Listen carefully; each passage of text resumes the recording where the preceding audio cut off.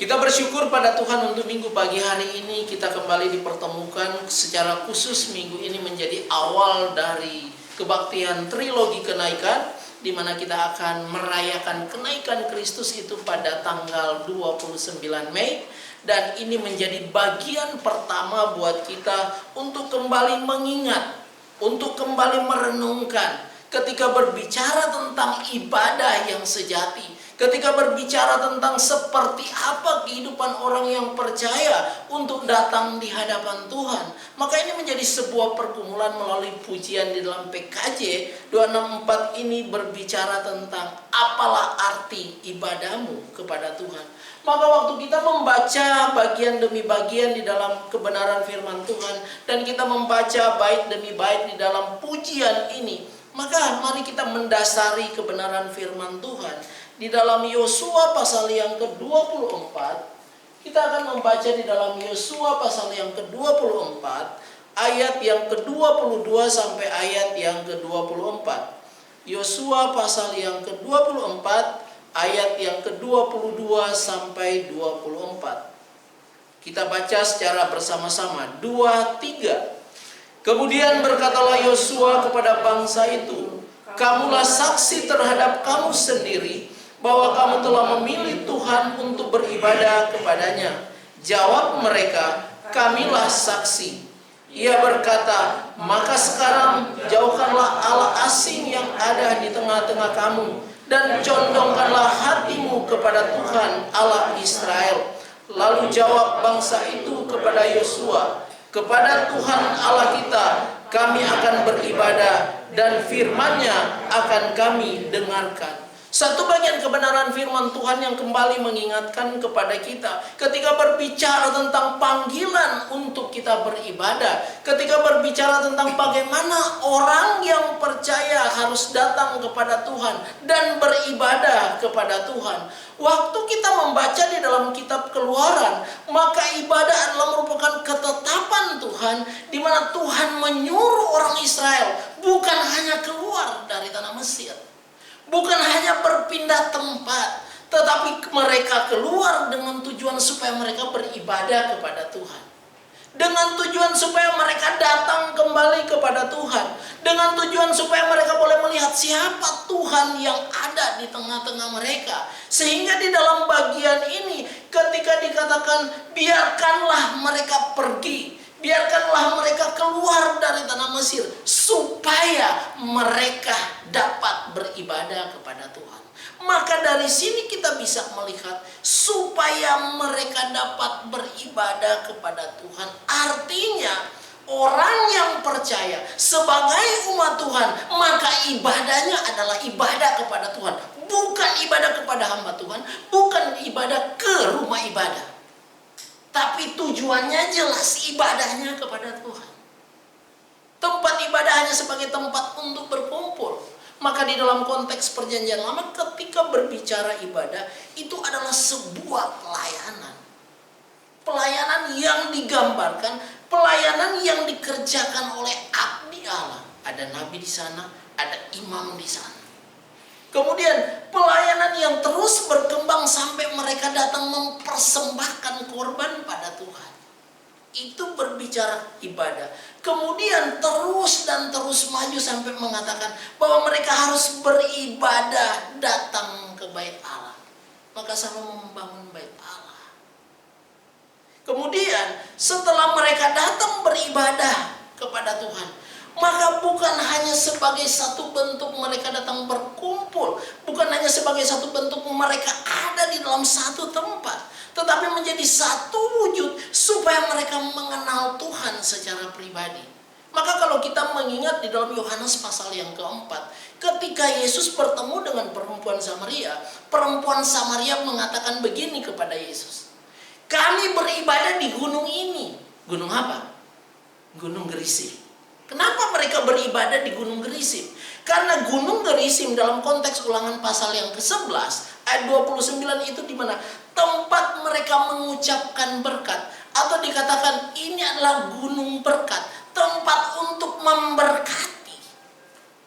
Gunung Gerizim menggambarkan adalah di mana Tuhan hadir di sana. Maka dalam percakapan antara perempuan Samaria dan Yesus, ketika dia mengatakan, kami kan beribadah di gunung ini, bukan seperti kamu yang beribadah di Yerusalem, di bait suci.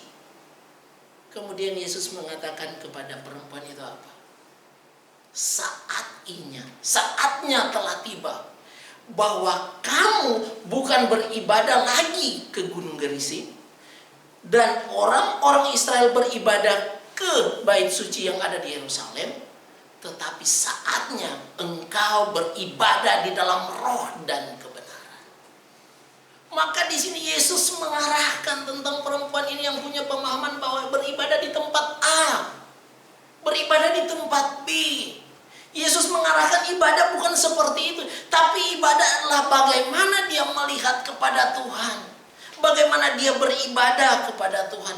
Maka ibadah kepada Tuhan yang seperti apa yang Yesus sedang ajarkan kepada perempuan itu, mau melihat bahwa ibadah yang sesungguhnya bukan masalah tempat lagi, tetapi masalah hidup kita dengan Tuhan kita. Maka di dalam pujian ini, khususnya secara khusus kalau kita melihat di dalam pujian apalah arti ibadahmu kepada Tuhan, di situ sebuah pergumulan dari Mercy Tampu Bolon ya. Sebuah pergumulan di tahun 1998. Bagaimana tercipta lagu ini dengan suatu tujuan mau mengingat seperti apa sih ritual ibadah yang dilakukan oleh orang percaya saat ini. Seperti apa kita beribadah dari minggu ke minggu, bulan ke bulan, tahun ke tahun. Apalah arti ibadahmu kepada Tuhan? Karena kalau berbicara ibadah kepada Tuhan, hanya sekedar kita datang, berkumpul, kita dengar firman Tuhan, kita berdoa. Apakah seperti itu? Tetapi di dalam bagian ini, di dalam bait pertama, itu begitu jelas dia mengatakan bahwa apalah arti ibadahmu kepada Tuhan bila tiada rela sujud dan sungkur.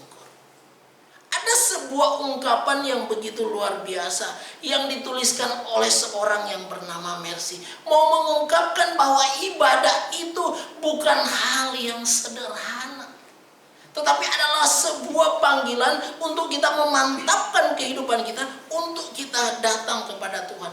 Maka kalau kita mengingat yang ayat yang kita baca tadi di dalam kitab Yosua ini, sebelum akhir perjalanan dari Yosua memimpin orang Israel, maka dia mengingatkan kembali kepada orang Israel yang telah dia pimpin selama 40 tahun, bahwa mulai saat ini kita harus menetapkan diri.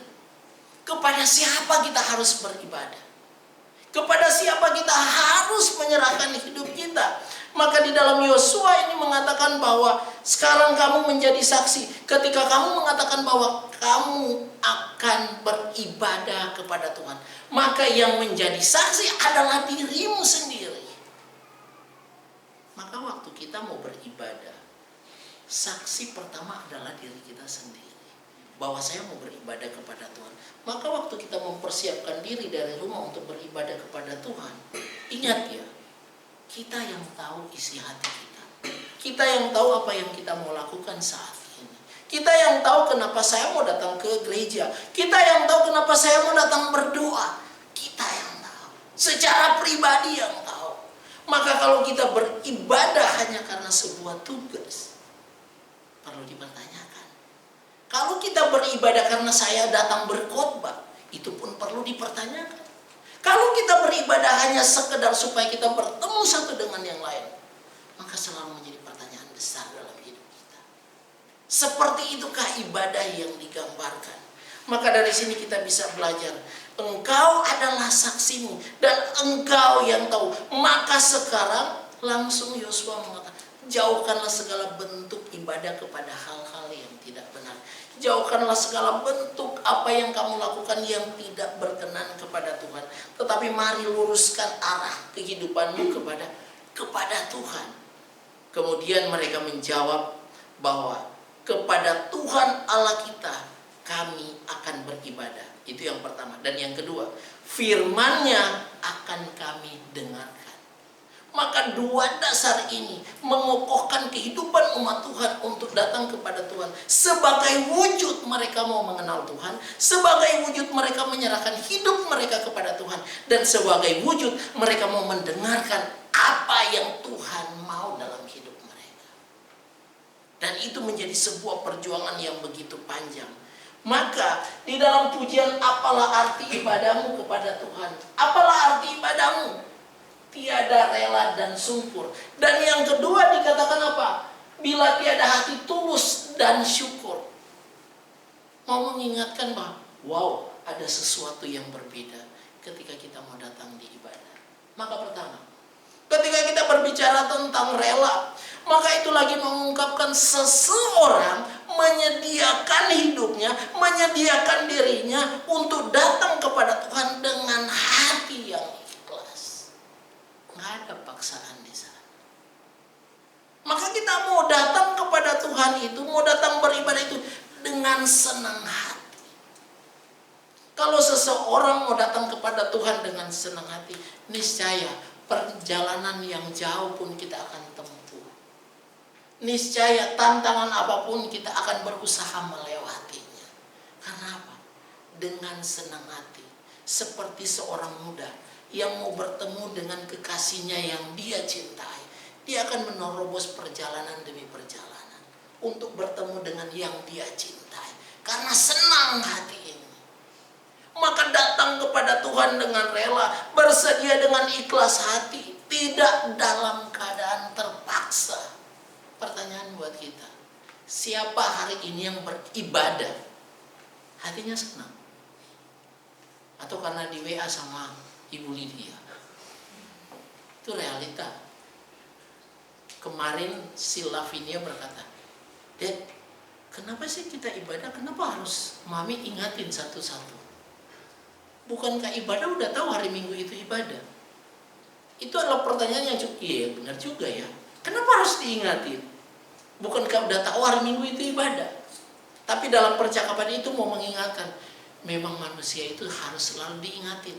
Karena baru selesai diingatin aja lupa, apalagi nggak diingatin. Jadi dari sini kita bisa belajar, iya ya, beribadah kalau dengan senang hati, beribadah kalau dengan tidak terpaksa, beribadah kalau dengan ikhlas. Nggak perlu ada informasi, kita akan jalan menuju ke tempat ibadah. Dan itu adalah kebenaran. Dan itu adalah sebuah ujian dalam kehidupan kita. Dan itu menjadi panggilan bagi orang yang percaya pada Tuhan. Kenapa? Beribadahlah kepada Tuhan. Sebuah perintah yang harus kita kerjakan di dalam kehidupan kita. Kemudian dikatakan yang berikutnya adalah apa? Sungkur. Dikatakan adalah menundukkan kepala rendah-rendah. Tunduk penuh penghormatan. Sini yang seringkali kita menjadi terjebak. Kadang kita begitu leluasa untuk angkat tangan di hadapan Tuhan. Kadang kita begitu leluasa untuk mengungkapkan kata-kata pujian. Kadang kita itu begitu terbawa emosi dengan sebuah lirik lagu dan musik sehingga kita tampak begitu sungguh-sungguh. Tapi kalau kita memperhatikan baik-baik, ketika dikatakan rela dan sungkur adalah sebuah ungkapan penundukanmu sebagai bentuk penghormatanmu kepada Tuhan. Maka kalau seseorang lagi mau datang kepada Tuhan sebagai satu bentuk dia mau menundukkan diri kepada Tuhan, mau menghormati Tuhan, maka pasti dia akan mempersiapkan dirinya dengan baik untuk beribadah pada Tuhan. Itu udah pasti. Kenapa? Karena penundukan diri ini mau menunjukkan sebagai satu bentuk penghormatan, ini bukan hal yang mudah. Kalau kita bekerja, biasa kita tunduk pada pimpinan kita. Itu harus. Kita sebagai mahasiswa biasa kita akan tunduk pada dosen. Walaupun hati kecil kadang melawan-melawan. Itu biasa. Sama juga yang bekerja. Seperti Pak Rocky, kadang pasti ada saat-saat tertentu melawan, tapi nggak bisa karena aku cuma bawahan. Kita harus tetap tunduk pada pimpinan kita, apalagi ketika berbicara tentang kita datang kepada Tuhan sebagai satu bentuk kita mau beribadah. Maka kalau kita beribadah tidak menunjukkan penghormatan kita pada Tuhan, sia-sia ibadah kita. Kita ingat, Yesaya pernah bilang begini, orang Israel itu begitu luar biasa ketika bicara ritual ibadah. Berbicara tentang bagaimana mereka berpuasa, berbicara tentang bagaimana mereka berdoa, berbicara tentang bagaimana mereka datang pada Tuhan, memuji dan memuliakan Tuhan. Tapi Alkitab mencatat, engkau memuji memuliakan aku, tapi hatimu jauh daripadaku. Enggak ada arti.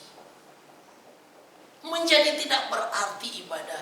Maka suasana dalam ibadah tidak selalu menjadi hal yang menunjukkan kita sedang beribadah kepada Tuhan.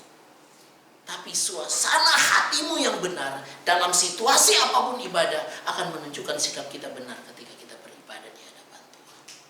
Itu tantangan besar buat kita. Maka buat kita di pagi hari ini, ketika kita rela dan sungkur datang di hadapan, biasanya kalau orang beribadah dengan senang, orang beribadah dengan sukacita, maka dia akan tunduk di hadapan Tuhan. Tapi kalau orang beribadah dengan keterpaksaan, orang beribadah karena diperintah, itu berbeda. Kita nggak mendapatkan kalau bahasanya, kita nggak mendapatkan hal yang indah itu, sesuatu yang indah yang ada dalam hati kita ketika kita beribadah kepada Tuhan. Kemudian yang berikut, di dalam pujian apalah arti ibadahmu, kita menemukan sebuah gambaran yang dikatakan tulus dan syukur menjadi bagian yang kedua. Maka ketika berbicara tentang tulus, itu digambarkan sungguh dan hati yang bersih. Kalau dibilang sungguh hati yang bersih, mau mengungkapkan apa? Biasanya orang kalau mau masuk di dalam proses perjamuan kudus, biasanya gereja akan mengumumkan untuk menjaga hati. Kita mempersiapkan hati untuk menyambut perjamuan kudus. Mungkin minggu depan atau 2 minggu. Itu sudah diingatkan. Untuk mempersiapkan hati. Supaya bersih hati kita. Supaya kita layak untuk datang di hadapan Tuhan. Maka tanpa ketulusanmu kita tidak akan pernah merasakan apa arti persekutuan kita dengan Tuhan. Tanpa ketulusan hati, tanpa kebersihan hati kita, kita tidak mengerti sesungguhnya arti ibadah. Jagalah hatimu dengan segala kewaspadaan, karena dari situlah terpancar kehidupan. Maka orang yang bersih hati itu dia akan menjaga luar biasa, karena dari hatinya akan terpancar kehidupan. Kalau kita tidak menjaga hati dengan benar, menjaga kehidupan yang tulus, pasti ibadah kita akan menjadi sia-sia. Sama seperti kita kalau kita menolong orang lain. Kalau kita menolong nggak tulus, pasti selesai nolong hati ini berkecamuk. Nggak suka, kesel, marah, ada. Sehingga pertolongan kita itu menjadi tidak ada arti. Tampak berguna memang bagi orang yang kita tolong. Tapi bagi kita, malah menjadi penyakit bagi kita. Karena tidak sesuatu yang nyaman untuk kita jalani. Kemudian dikatakan tulus, berbicara jujur dan tidak berpura-pura. Ingat ya, waktu kita bilang ibadah sejati digambarkan kita datang dengan kejujuran dan tidak berpura-pura. Ingat ya, nggak ada yang tahu. Kadang hati kita pun nggak tahu. Kita jujur nggak di hadapan Tuhan. Kadang diri kita pun nggak tahu. Karena kadang kita memakai topeng di dalam hidup kita ketika beribadah. Tetapi kalau di sini dituntut supaya jujur dan tidak berpura-pura, maka yang tahu adalah Tuhan melihat hati kita. Tuhan tahu isi hati kita. Maka berbagai aksesoris kita bisa pakai menutupi hati kita. Tetapi Tuhan yang melihat dari ketinggiannya, hati kita benar atau tidak. Hati kita ini benar serius di hadapan Tuhan. Jujurkah hatiku ketika aku mengatakan, terima kasih Tuhan karena Engkau sudah menolongku. Jujurkah hati ini ketika kita menyanyi mengagungkan sebuah pujian di hadapan Tuhan. Jujurkah hati kita ini ketika kita mendengar kebenaran firman Tuhan. Jangan sampai kita nggak mempersiapkan hati untuk jujur di hadapan Tuhan. Karena ketidakjujuran selalu akan berakibat fatal dalam kehidupan kita. Menjunjung kejujuran akan membawa kita kepada penghormatan. Tapi orang yang tidak jujur tinggal nunggu waktu kapan malapetaka menimpa. Maka Maka dari sini kita bisa belajar bersama-sama. Iya, kalau berbicara tentang tulus, sungguh hati yang bersih, jujur dan tidak berpura-pura, ditambah lagi dengan syukur. Maka dalam satu bait pujian ini kalau kita benar-benar kalau hanya sekedar kita menyanyikan itu biasa aja. Tetapi waktu kita coba merenungkan bagian demi bagian dalam pujian ini, maka ini menjadi satu pergumulan bagi kita untuk kita menilai diri kita sebagai bentuk uji bagi kita. Apakah kita benar ketika kita ibadah di hadapan Tuhan? Karena ibadah, apalah arti ibadahmu kepada Tuhan kalau kamu datang gak jujur? Apalah arti ibadahmu kepada Tuhan kalau kamu tidak datang dengan rela hati dan sungkur? Apalah arti ibadahmu kepada Tuhan kalau kamu tidak mensyukurinya itu? Nggak ada arti. Tetapi ketika dikatakan, kami akan beribadah kepada Tuhan, kamilah yang menjadi saksi. Kami beribadah dan kami akan mendengarkan firman. Wah, luar biasa. Itu ketetapan yang dibangun oleh orang-orang Israel ketika Yosua bertanya. Walaupun akhirnya mereka akan mengalami kegagalan ketika pasca Yosua memimpin, mereka kembali kepada kehidupan yang lama. Itu memberikan gambaran. Kadang kita begitu serius hari ini, tapi besok kita bisa kembali kepada cara hidup kita yang lama. Dalam memandang, mengartikan ibadah dalam hidup kita. Jadi hati-hati ketika kita menjalani. Syukur, percaya kepada Allah dengan sungguh. Maka waktu orang beribadah kepada Tuhan digambarkan, dia percaya kepada Allah dengan sungguh. Percaya kepada Allah dengan sungguh mau mengingatkan apa? Pujianmu, hidupmu, ibadahmu memang terarah pada Dia. Nggak bisa kalau kita bilang percaya kepada Tuhan dalam ungkapan syukur kita, tetapi kita mencampur adukan dengan berbagai macam keinginan kita yang berbeda dengan kepercayaan kita kepada Tuhan. Akan berbeda nilai ibadah kita. Coba perhatikan, ada banyak orang beribadah, pulang ibadah biasa aja. Ada banyak orang datang kepada Tuhan, beribadah, sampai di rumah ada nggak? Firman Tuhan tadi kok seperti itu ya. Dia bisa ngomong dengan anaknya, dia bisa ngomong dengan saudaranya. Iya, firman Tuhan tuh benar-benar luar biasa ya. Kita harus belajar hidup seperti firman Tuhan. Sedikit sekali kita menemukan yang seperti itu. Tapi dari sini kita belajar bahwa ketika bicara tentang ibadah yang sejati, maka percaya kepada Allah dengan sungguh menjadi bagian penting dalam hidup kita ketika kita datang di hadapan Tuhan. Ingat ya, dasar datang kepada Tuhan adalah karena kita percaya kepada Dia. Kalau kita nggak percaya pada Dia, ngapain kita datang? Kalau kita nggak percaya pada Dia, maka ngapain kita datang dengan rela hati? Maka memberikan gambaran, orang yang mengaku percaya kepada Tuhan tetapi datang dengan tidak rela hati, datang dengan tidak senang hati, sesungguhnya dia sedang mendustai Tuhannya dalam hidupnya. Jadi dari sini kita bisa melihat bahwa hal yang berikut dikatakan, tindakan iman untuk berterima kasih atau mengucap syukur. Memang biasanya kalau mengucap syukur itu paling gampang kalau kita dalam keadaan situasi yang baik. Tapi mau mengingatkan, tindakan iman artinya apa? Waktu kita mengucap syukur kepada Tuhan, itu adalah sebagai bentuk keyakinan, sebagai bentuk kepercayaan bahwa selama ini Tuhan yang memelihara hidupku. Tuhan yang memelihara kita semua. Bukan masalah orang tua dan bukan masalah orang lain, tetapi bagaimana keyakinan kita bahwa Tuhan yang memelihara. Sudah seharusnya, sepantasnya kita bersyukur pada Tuhan. Maka itu menjadi kekuatan buat kita sebagai orang yang percaya kepada Tuhan. Kenapa orang yang percaya kepada Tuhan hidupnya tidak benar di hadapan Tuhan? Karena sesungguhnya yang mereka lakukan bukan seperti yang Tuhan inginkan, tetapi seperti yang mereka inginkan.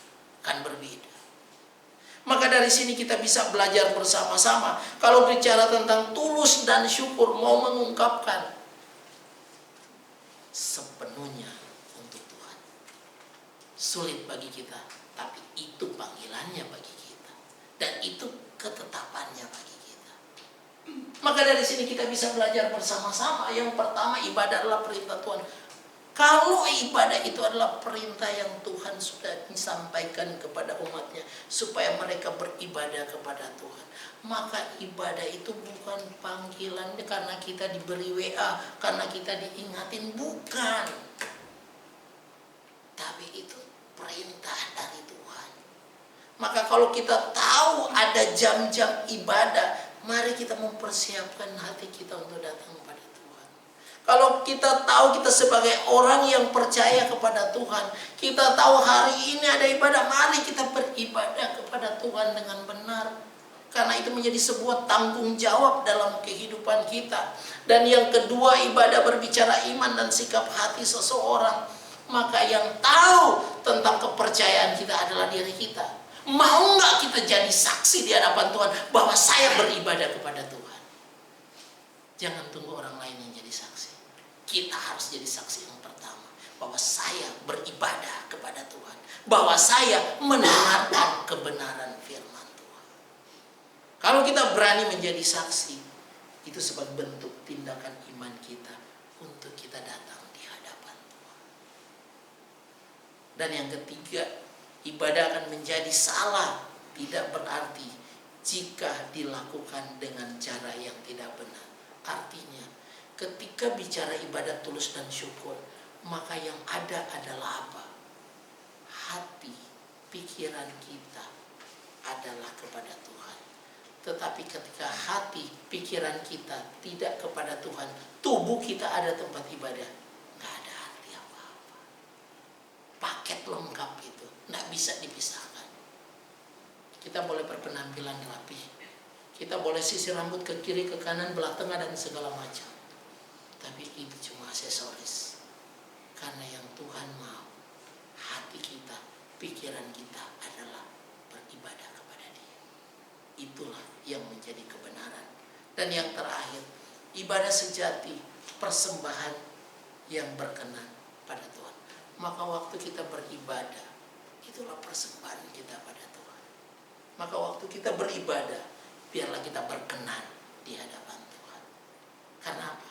Kalau kita menjalaninya dengan serius, kalau kita belajar menikmati ibadah itu, kalau kita belajar untuk mensyukuri pemeliharaan Tuhan, kita belajar dengan tulus di hadapan Tuhan, maka itu akan menjadi persembahan yang harum di hadapan Tuhan.